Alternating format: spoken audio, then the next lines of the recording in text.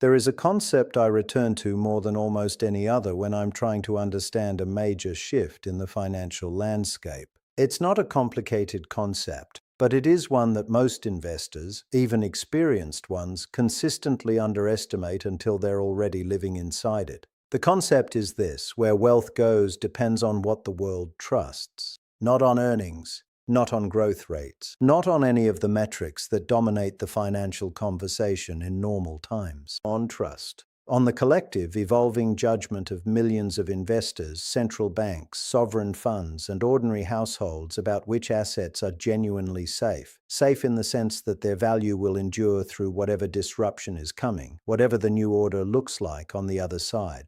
In periods of stability, in the long stretches of history when the existing system is functioning well, when the dominant monetary arrangement is not under serious question, when the institutional architecture of the global economy is producing predictable outcomes,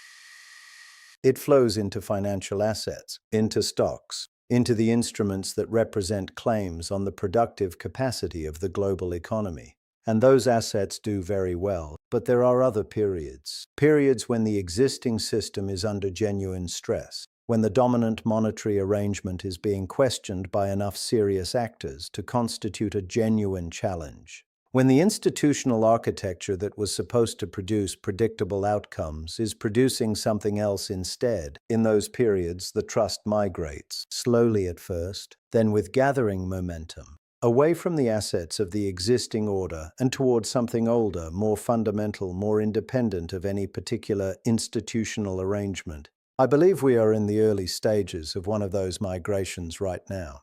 And I want to spend the next 20 minutes explaining exactly why I believe that, what the evidence shows, what history tells us about how these migrations unfold, and what the implications are for anyone trying to navigate what comes next. Let me be precise about what I mean by a wealth rotation, because the term gets used loosely in ways that obscure what's actually at stake. A wealth rotation is not simply a shift in which sector of the stock market is outperforming. It is not a rebalancing between growth stocks and value stocks, or between technology and energy, or between any two subcategories within the financial asset universe. Those are the kinds of rotations that happen constantly within the normal rhythm of market cycles, and that financial media covers as if they represent some fundamental shift, when in fact they represent entirely ordinary portfolio repositioning. A genuine wealth rotation, the kind I'm describing, is categorically different. It is a multi-year, sometimes multi-decade shift in which category of assets receives the dominant share of global capital. It is a reorientation of where the world's wealth seeks safety and real returns, not just where it seeks the best performance within the existing system, but where it goes when confidence in the existing system itself begins to erode. These rotations have happened several times across the modern era of investing, and they share a consistent set of characteristics that make them identifiable, not in the first moment, which is almost always ambiguous, but in retrospect with a clarity that makes you wish you had seen it more clearly at the time. The first characteristic is that they begin when multiple independent indicators of system stress reach a threshold simultaneously. Not one indicator in isolation. One indicator can always be explained away. But when the debt dynamics, the geopolitical structure, the monetary system credibility, and the real economic performance of the dominant financial assets all begin to signal stress at the same time, the probability that what you're observing is a genuine structural shift rather than a temporary correction rises substantially. The second characteristic is that they develop slowly, then fast. The early stages are almost always dismissed as temporary. The conventional wisdom, which is typically anchored to the experience of the period being left behind, provides explanations for why each individual indicator is not as alarming as it appears. And then at some point, the weight of the accumulated evidence becomes too heavy for the conventional explanations to bear, and the rotation accelerates. The third characteristic, and this is the one that most investors find most difficult to act on, is that the assets that lead the new period look wrong for a long time before they look obviously right. They outperform in ways that seem anomalous, that seem to defy the conventional logic of valuation, until suddenly they don't seem anomalous at all. They seem inevitable. All three of those characteristics are present in what I'm observing right now. Let me describe the macro forces that I think are behind what's happening. Not in an alarmist way. I want to be precise and honest about both what I'm seeing and the limits of my certainty, but clearly enough to give you the framework I'm using to interpret the evidence. The first and most fundamental force is the global debt dynamic. The relationship between government debt and the productive capacity of the economies that are supposed to service that debt has reached a level, across most of the major developed economies, that creates genuine concern about the long-term sustainability of the existing arrangement. Not concern that any specific country is about to default tomorrow, but concern that the math of sustained deficit spending in an environment of elevated interest rates produces an increasingly difficult set of choices. Cut spending in politically difficult ways, allow inflation to erode the real value of the debt, or find some other mechanism for making the math work. Each of those paths has significant implications for the assets whose value depends on the continuation of the existing monetary arrangement. And the uncertainty about which path will be chosen, or which combination of paths, is itself a force that drives capital toward assets whose value is more independent of that choice. The second force is the geopolitical realignment. The institutional architecture of the global economy, the specific set of arrangements that have governed trade, energy pricing, and financial settlement since the post-war era, is under more serious challenge than at any point in recent memory. The specific form of that challenge is complex and contested, but the directional shift toward a more multipolar world, toward arrangements that are less dependent on any single dominant country's goodwill and institutional reliability, is observable in the actual behavior of sovereign actors around the world. That behavioral shift has direct implications for which assets function as the world's neutral store of value. The assets that benefited most from the existing arrangement's dominance face headwinds when that dominance is questioned. The assets that are most independent of any particular arrangement, whose value doesn't require any specific country's financial system to function, tend to benefit. The third force is the monetary credibility dynamic. The expansion of money supply across the major developed economies over the past decade and a half, and particularly the acceleration of that expansion during and after the pandemic, has raised genuine questions about the long-term purchasing power of fiat currencies. These questions are not new, but they have reached a level of mainstream credibility that they did not have even 5 years ago. And when serious institutional actors begin to act on those questions, when central banks begin accumulating assets that are outside the fiat system, when sovereign wealth funds begin diversifying away from dollar-denominated bonds, it signals that the concern is not merely theoretical. These three forces, the debt dynamic, the geopolitical realignment, and the monetary credibility concern, are not operating in isolation. They reinforce each other. They compound each other. And they are all pointing simultaneously in the same direction toward a revaluation of the assets that are most independent of the existing system and most capable of preserving value across the transition to whatever comes next. I've spent a significant portion of my career studying the historical episodes that most closely resemble the current moment. Not to make specific predictions, I've learned expensively to be humble about predictions, but to develop a framework for thinking about what the range of probable outcomes looks like and what the historical base rates are for different kinds of asset behavior during these periods. Here is what that historical study consistently shows. When the conditions I've described, elevated sovereign debt, geopolitical uncertainty, monetary credibility concerns, converge simultaneously, the subsequent multi-year period tends to be characterized by a very specific pattern of asset behavior.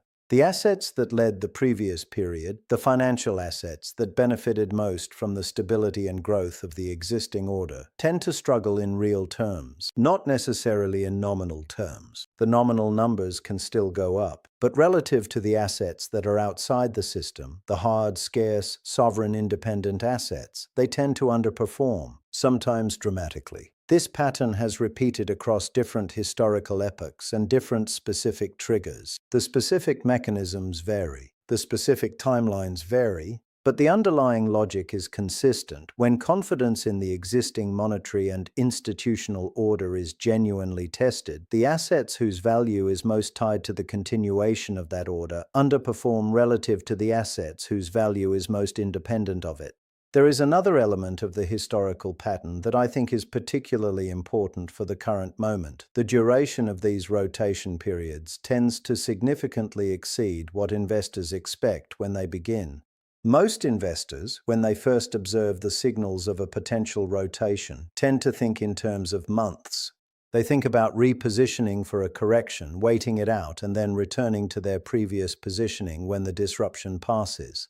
What history shows is that genuine wealth rotations, the kind driven by the macro forces I've described, tend to play out over years, sometimes over a decade or more.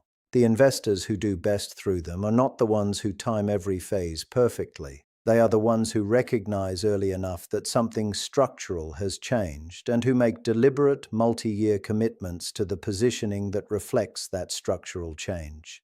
I want to address something that I think is causing genuine confusion in the current moment, and that I've seen cause real analytical errors in how people are interpreting what they're observing. There are two forces operating simultaneously in financial markets right now, and they are pointing in directions that appear contradictory at the surface level, but that make complete sense once you understand the framework. The first force is the macro force, the big, slow-moving structural reality I've been describing. The debt dynamics, the geopolitical realignment, the monetary credibility concerns. This force operates on the timescale of years and decades. It is what determines the fundamental direction of capital over the long term. And right now, this force is pointing clearly toward hard, scarce, sovereign independent assets. The second force is what I'll call the technical and liquidity force. The short-term dynamics of how specific markets are positioned, how much leverage is embedded in various asset classes, how the unwinding of that leverage affects prices in the near term, regardless of underlying fundamentals. This force operates on the timescale of weeks and months. It is chaotic, non-linear, and often appears to move in exactly the wrong direction from what the macro fundamentals would predict. The apparent contradiction that most investors are currently trying to make sense of is this. The macro force says that the conditions should be favorable for multiple categories of hard assets simultaneously. But the market reality shows some of those assets performing extraordinarily well, while others are lagging significantly or even declining. This apparent contradiction is resolved once you recognize that the technical and liquidity force can suppress the price of any specific asset, regardless of its macro fundamentals, for a period of time. Markets are not simply pricing machines for long-term fundamental value. They are also arenas in which the positioning, the leverage, and the short-term behavioral dynamics of participants create price action that can diverge substantially from fundamental reality. This divergence does not last forever. The macro force is patient, but it is not infinitely patient. Eventually, the fundamental reality reasserts itself. The question is not whether, based on the historical record, the question of whether is not seriously in doubt. The question is when, and the answer to that question is genuinely uncertain. What this means practically, investors who are seeing the macro signals clearly, but who are confused by the apparent contradictions in specific market behavior, should not conclude that the macro analysis is wrong. They should conclude that different assets are at different points in the process by which the macro reality becomes reflected in price. Let me now be specific about what the framework I've described implies for different categories of assets, not as specific investment recommendations, which I am not making, but as a framework for thinking about how different positions are likely to behave in the environment I'm describing. The assets that are most aligned with the macro force I've described are those that are most independent of any particular monetary system, most finite in supply, most recognized across different cultural and institutional contexts as stores of value. These are the assets where the macro tailwinds are clearest and where the historical evidence of strong performance during periods of monetary and geopolitical stress is most robust. Within this category, there are assets with very long track records, measured in centuries, not decades, of functioning as stores of value across monetary transitions. The evidence for their role is not theoretical. It is observable in the actual behavior of the most sophisticated sovereign actors in the global economy, whose purchasing patterns reflect their genuine assessments of where value is preserved through system transitions. The assets that face the strongest macro headwinds are those whose current valuation is most dependent on the continuation of the conditions that have characterized the past decade, specifically the combination of relatively stable dollar dominance, accommodative monetary policy, and robust institutional confidence in the financial asset system. These assets can still perform well in nominal terms. Inflation can push nominal prices up, even while real returns compress. But in real terms, relative to the assets outside the system, the historical evidence suggests they tend to underperform during periods of the kind I'm describing. The most interesting and genuinely uncertain case is the assets that are positioned at the intersection of these two forces, assets that have genuine macro credentials as sovereign independent, finite stores of value, but that are also significantly embedded in the financial system through derivatives, structured products, and institutional custody arrangements. These assets may have a longer and more turbulent path to the macro reality being reflected in their price, not because their fundamental case is wrong, but because the technical and liquidity dynamics are working against them in the near term in ways that can suppress price, regardless of fundamentals. The key insight for investors thinking about these assets is the same one that applies to any asset caught between the macro force and the technical force. The direction is not in doubt if the macro analysis is right. The timeline is, and positioning for the right direction while managing the uncertainty of the timeline is one of the core challenges of navigating a period like the current one. Let me talk about the practical implications, because I think abstract macro analysis, however carefully constructed, is only useful to the extent that it informs how real people make real decisions about real money. Here is the most important principle I've developed for navigating periods of genuine macro uncertainty, where the direction of the rotation seems clear, but the timeline and the specific path are not. Position for survival across multiple outcomes rather than for optimization within a single predicted outcome. This sounds simple. In practice, it requires overcoming a very strong cognitive bias, the bias toward the outcome you find most intellectually compelling. When you've done the analysis and you believe with genuine conviction that the macro rotation is underway, the temptation is to position maximally for that outcome, to concentrate heavily in the assets that your analysis says will do best. The problem with that approach is not that the analysis might be wrong about direction. It's that even correct directional analysis can produce significant short-term pain if the timeline is different from what you expected or if the path is more volatile than you modeled. And significant short-term pain, in the form of large drawdowns, even in positions you believe in fundamentally, has a well-documented tendency to cause investors to abandon correct long-term positions at exactly the wrong moment. The solution is what I think of as resilient positioning, building a portfolio that performs adequately across a range of scenarios, including the scenarios where the rotation takes longer than expected or follows a more turbulent path than the historical precedents suggest. What does that look like in practice? It means maintaining meaningful exposure to the assets that your macro analysis identifies as the primary beneficiaries of the rotation, because if the analysis is right, being underexposed is genuinely costly over the relevant horizon. It means maintaining some exposure to the assets of the existing system, because even if the rotation is underway, counter-rallies within the existing system can be violent enough to create real costs for investors who are completely absent. It means maintaining enough liquidity, enough cash or near cash, to be able to act when conditions become more extreme in either direction. The ability to buy at significantly lower prices, if they materialize, is itself a form of option value that should not be entirely sacrificed in the pursuit of current positioning. And it means having enough intellectual honesty about what you don't know, about the genuine uncertainty of the timeline, about the possibility that even your best macro analysis is missing something, to avoid the kind of overconfidence that tends to produce catastrophic positioning errors. This is not a timid approach, it is a disciplined one.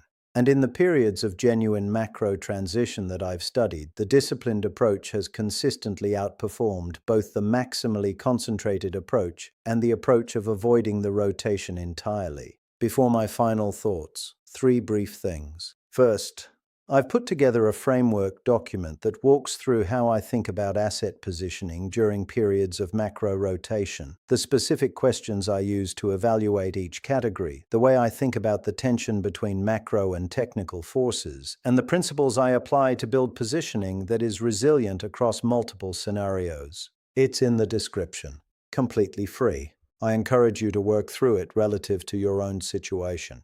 Second, if you want to go deeper on this, on building the kind of long-horizon, macro-grounded framework for thinking about wealth preservation through system transitions, I've built a community of serious thinkers around exactly that kind of work. Details are in the description. Third, if this kind of honest, framework-driven analysis is useful to you, subscribe. These dynamics are going to keep developing. I intend to keep tracking them as clearly as I can.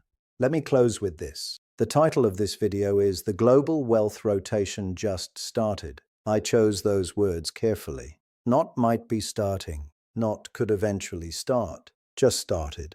I say that not with the false precision of someone who knows exactly what is going to happen. I don't, and anyone who claims to is overselling their certainty.